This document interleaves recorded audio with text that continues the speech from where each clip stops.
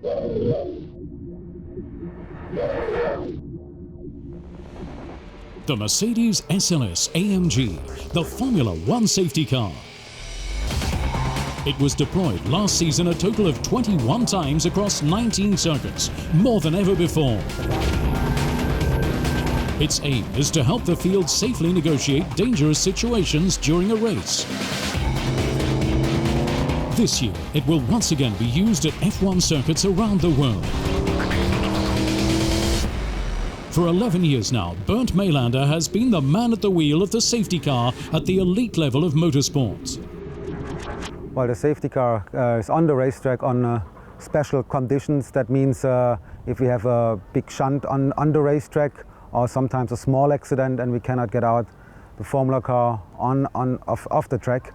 And also especially on heavy rain conditions, weather conditions, whatever. So the safety car has to be on the track. In such situations, the safety car brings the race down to manageable speeds, yet every lap is still counted. It was first used in a race in 1973, and since 1996, it's been a Mercedes-Benz product. Since then, 9 different models with the 3-pointed star have been deployed 136 times, leading the way for 580 laps. The vehicle gives appropriate signals to control the traffic behind it. How? That's explained by a man who must know. It's all very compact here. I'll show you briefly. The most important button, which you all know, or at least you know, the light, is this one here, the orange light. The light appears when the vehicle drives out onto the circuit. You can also turn it on. You see here inside which light is on. You see it up here.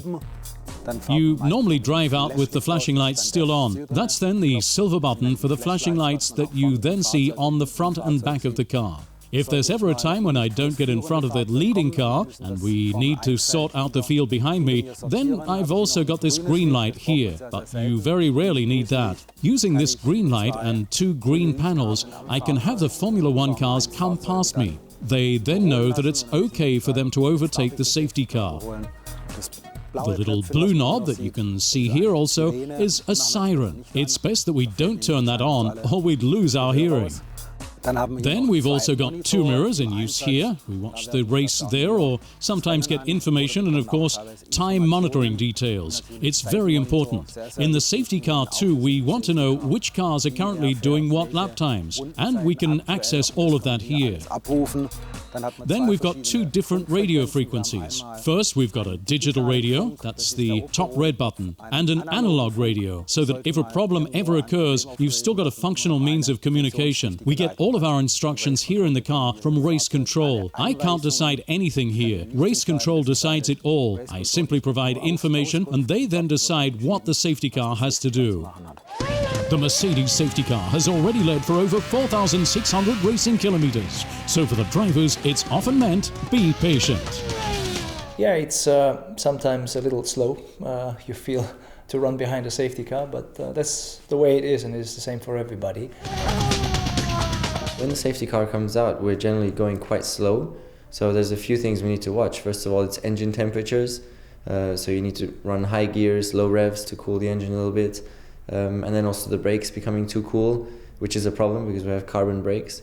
And finally also the tires. So we need to work on all those things, put brake energy into the car and also left and right to keep the tires up to temperature. Deployment of the safety car can turn a Formula One race totally on its head.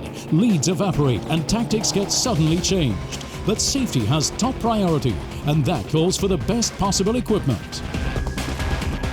Well, the SLS AMG safety car is a perfect car for me because it's quite easy. It's the quickest safety car whatever I drove.